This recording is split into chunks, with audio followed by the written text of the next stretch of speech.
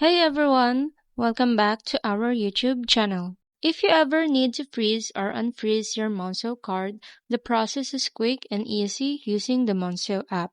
First, open the Monzo app on your phone and log in into your account using your credentials.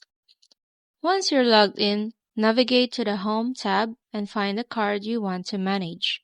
This is especially helpful if you have multiple Monzo cards, like a personal and a joint account. Just make sure to select the right one.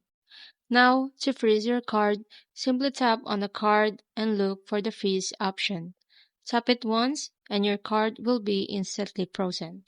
This means your card can no longer be used for any transactions, whether online or in stores.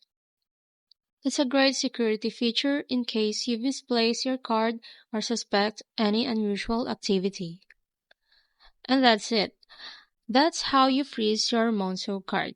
If you found this video helpful, don't forget to like, comment, and subscribe for more helpful tips. Thank you for watching.